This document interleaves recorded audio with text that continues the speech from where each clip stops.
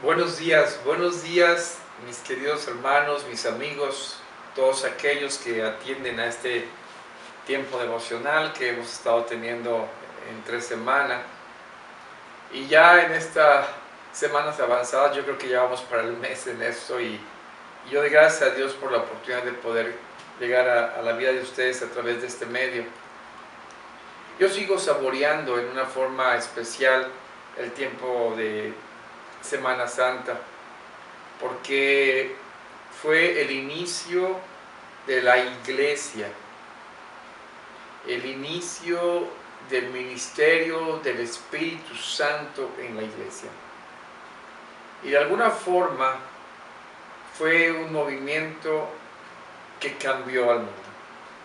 Yo quiero que platiquemos acerca de esto, este impulso que tuvo el reino, la proclamación del mismo en la iglesia, en los primeros cristianos. Vamos a inclinar nuestro rostro, vamos a orar. Cierren sus ojos. Padre, te damos gracias esta mañana que nos permites llegar delante de ti, en la cual rogamos, Señor, sea tu Espíritu Santo el que hable a nuestras vidas, que nuestros corazones sean sensibles al poder de tu palabra. Y Dios, que tú seas exaltado al predicar la misma. Padre Celestial, háblanos a nuestro corazón. Te lo pedimos en el nombre de nuestro Señor Jesucristo. Amén. Les invito a que abran su Biblia, por favor, en el libro de los Hechos, en el capítulo 2, Hechos 2, del versículo 41 al 47.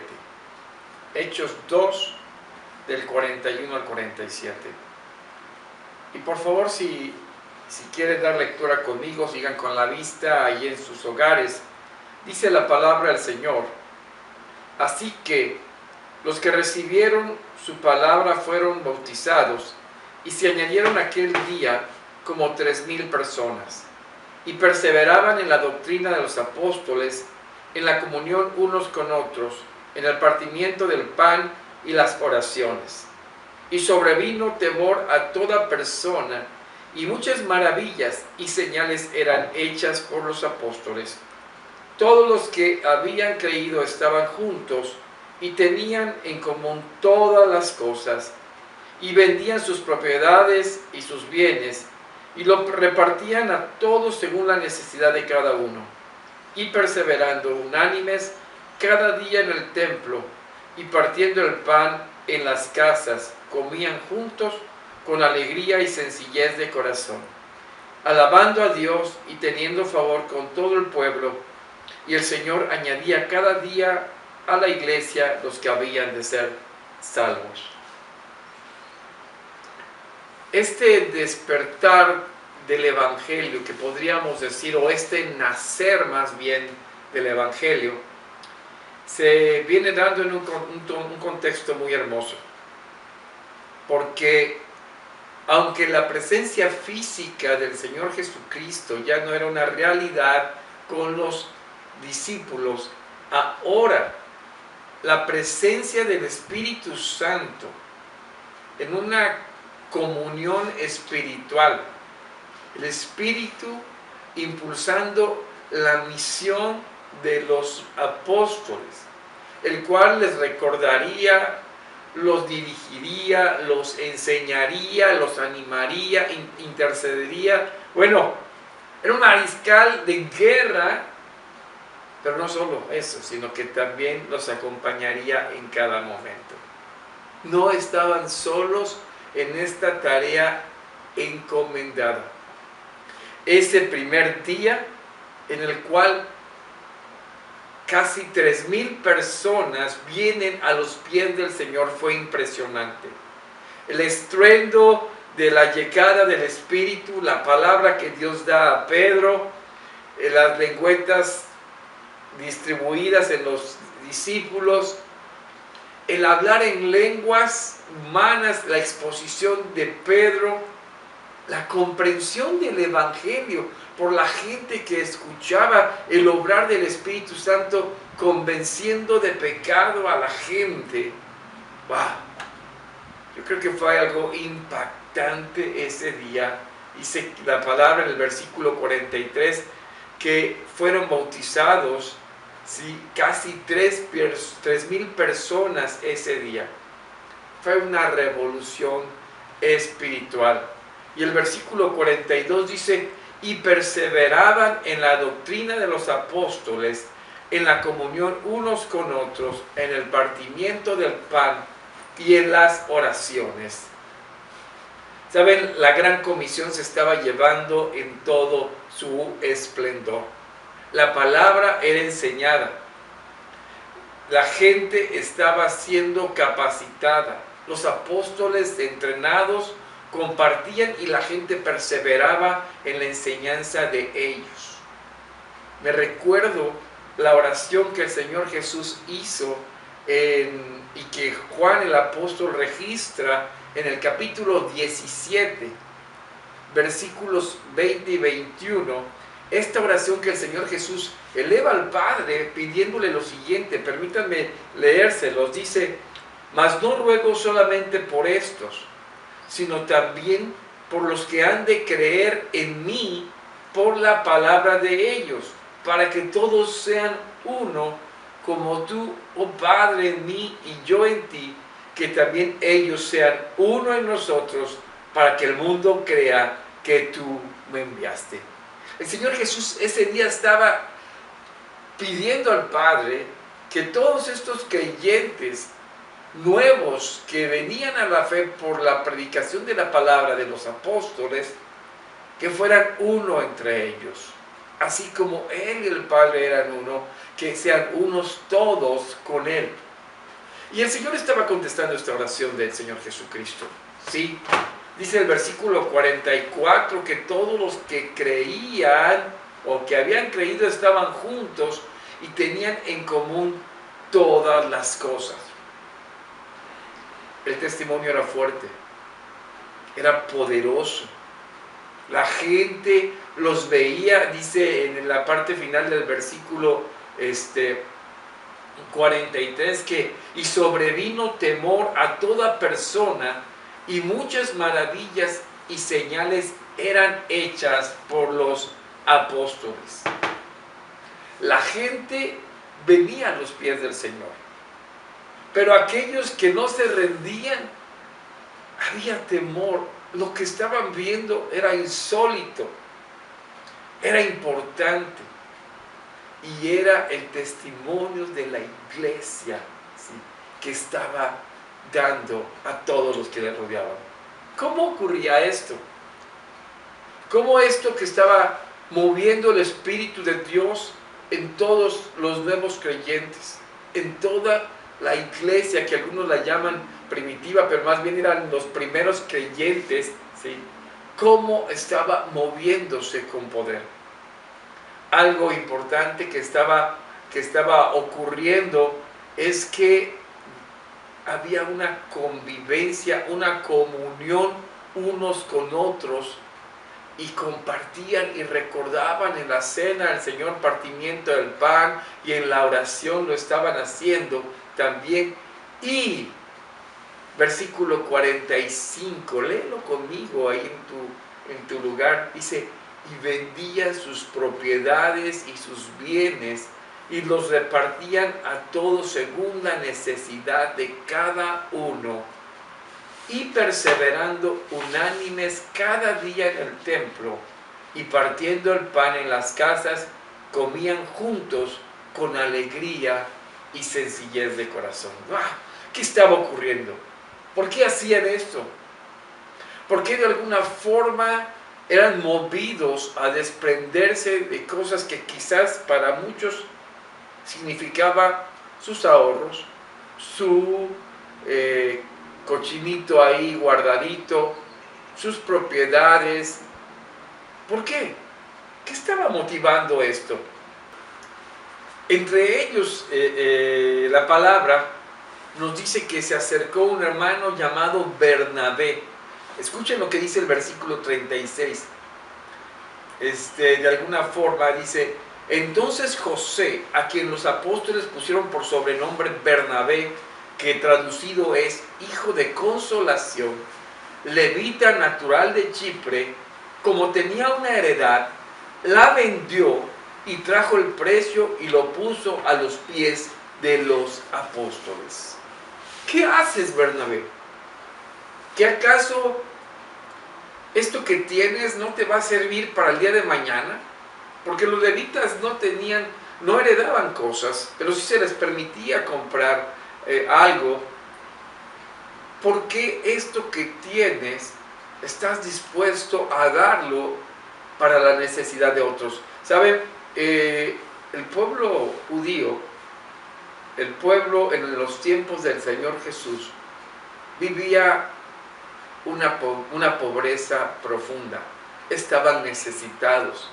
Entre la explotación del Imperio Romano y de los ricos de aquel tiempo, de alguna forma, era un pueblo que se sentía miserable económicamente hablando. Cuando Jesús empieza el sermón del monte, dice, bienaventurados los pobres en espíritu, porque de ellos está el reino de los cielos. Esto vino a ser una noticia que invadió los medios. ¿Por qué? Porque la gente pensaba al revés, decía, son los ricos los que van a llegar al cielo, porque nosotros los pobres estamos en la miseria y Dios no se acuerda de nosotros. Pero aquí vemos un pensamiento completamente diferente. Vemos a la gente que aún lo que tiene, si era poco, lo que tenía lo podía compartir. Y estoy convencido de que tenían algo que poder dar. ¿Qué había en el corazón de la gente en aquel entonces para desprenderse de lo que tenían? Y no creo que haya sido de lo que les sobraba, sino de lo que realmente estaban dispuestos a dar desde su corazón. Saben, a mí me recuerda el pasaje que el apóstol Pablo tiene ahí en 2 Corintios. Si ustedes lo quieren buscar, por favor, 2 Corintios, capítulo 9, versículos 7 y 8, dice la Escritura que cada uno dé como propuso en su corazón, no con tristeza ni por necesidad, porque Dios ama al dador alegre, y poderoso es Dios para hacer que abunde en nosotros toda gracia, a fin de que, teniendo siempre en todas las cosas todo lo suficiente, abundéis para toda buena obra. Pero yo no creo que estos hermanos hayan leído este pasaje de 2 Corintios. Aún no se escribía. ¿De dónde sacan este gozo y esta alegría para proveer a sus hermanos? ¿De dónde viene la convicción de que en Dios descansarán en toda provisión? ¿Saben? Yo creo que mis hermanos, estos creyentes del primer tiempo de la iglesia en Cristo, estaban tan llenos del amor recibido en la persona del Señor Jesucristo, en esa salvación que había venido a sus vidas por creer en Él, que no había más que desbordarse en amor hacia los demás, en percibir la necesidad del otro. La obra del Espíritu Santo en la vida del creyente lo hacía estar dispuesto a dar, dispuesto a sembrar en la vida de los demás, porque en Dios podían cosechar. Dice el versículo 47, alabando a Dios y teniendo el favor con todo el pueblo, y el Señor añadía cada día a la iglesia los que habían de ser salvos. Esta primera oleada de creyentes en Cristo estaba impactando su ciudad. La ciudad tenía el favor con ellos. De alguna manera estaban viendo sus vidas congruentes con el evangelio que estaban predicando. Fue una revolución social y espiritual, porque estaba motivada por estar en un mismo corazón, por estar en la convicción de un Cristo vivo. No un Cristo que se fue, sino un Cristo en ellos, pegado en ellos y dispuestos a servir a los demás, real en ellos. A mí me llevó a pensar en esto, mis amados, hoy, porque hoy en medio de la contingencia que estamos viviendo y aún en la extensión de este tiempo que mucha gente le será imposibilitada a trabajar, hay necesidad.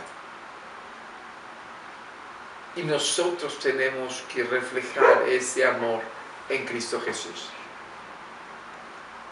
Nosotros debemos estar dispuestos que la distancia que tenemos en nuestros hogares no debe ser pretexto para apoyar a otros, para ser instrumento de bendición. La caída de empleos es impresionante. La ausencia de recursos es real. El incremento de la enfermedad se ha dado. Debemos responder con un espíritu de unidad. Debemos responder con un espíritu de entrega y servicio. Debemos de sembrar no en nuestra milpa, sino en la del vecino, que le dé frutos. Debemos de estar dispuestos a dar antes que recibir. ¿Saben? El Señor Jesús tenía mucha razón al recalcarnos estas palabras. Justo cuando de alguna manera Él sabía que iba a dejar a sus discípulos.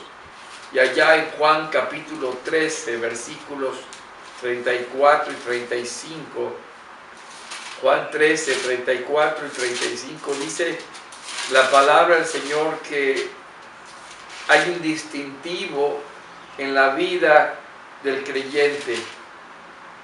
Dice la palabra del Señor en versículo 34 y 35 de Juan: un mandamiento nuevo os doy, que os améis unos a otros como yo os he amado, que también os améis unos a otros.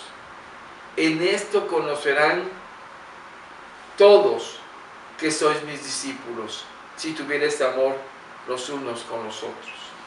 ¿Saben? Si tenemos el amor de Cristo en nuestras vidas porque le hemos conocido, tenemos la capacidad de dar ese amor.